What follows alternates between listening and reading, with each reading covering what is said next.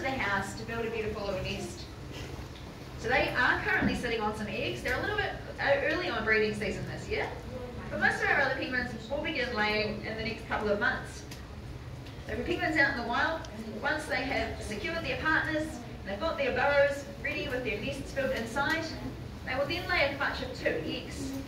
They sit on those eggs for about 35 days, and during this time one will be out at sea collecting food while the other one is busy sitting on those eggs, keeping them nice and warm.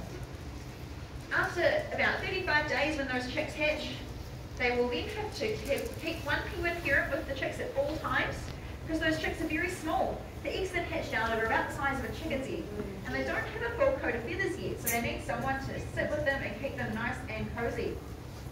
So the penguin parents will continue to take turns. One will be out at sea. Now they're collecting food not only for themselves, but also for their chicks at home, while the other one's guarding the nest. And after a couple of weeks, those chicks are starting to grow very rapidly. Not only are they getting bigger, but they've also got a nice thick coat of fluffy down now, so they'll be able to look after themselves as both penguins head out to sea to be able to catch enough food to feed the whole family. But once those chicks reach 8 to 10 weeks, they will be large enough and they'll have their full adult coat through, so that means that they're ready to now go out to sea for the first time. But Mum and Dad don't give them any swimming lessons. They also don't teach them how to hunt or where to hunt. They have to go and work those things out all on their own. And that can be a pretty tough life for a little penguin. But once they have managed to hone all of those skills, they will stay out at sea sometimes for weeks or even months at a time, because they have everything they need out in the oceans. The main reasons penguins come back to land are so that they can rear their young or to go through a molt. Any other time of the year though, they're quite happy to be out at sea for several days.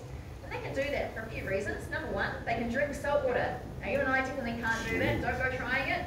You will get sick very quickly. But penguins have a little gland known as a supraorbital gland, and its job is to filter out extra salts that a penguin does not need in their body, and then they will gather that up in a nice salty solution in their nasal passage and sneeze it out. So if you see any sneezing penguins, no need to worry. They're not sick, they're just getting rid of those salts. They also don't need to return to land to sleep, because penguins can have a nap as they float along the ocean surface. And of course, there's no food for a penguin on land, it's all out in the oceans. But of course, you will return for breeding season, and you'll also have to return for molting season. So little penguins will molt once a year, and this usually occurs sometime during summer when it's nice and warm. Before they begin their molt, they go out to sea and they eat and eat and eat. Our penguins here go from eating about 10 of these small fish days upwards of 20 or even 30 fish in a single day. They will put on about 50% of their original body weight on top of what they already weigh. So a 1 kilogram penguin will end up being about 1.5 kilograms. So they look like a little football covered in feathers. By this time, they should be ready to head back up onto land. They'll go into their burrow and they will stay there for the 3 weeks that it takes to push out all your old feathers and grow in all 10,000 of your new ones.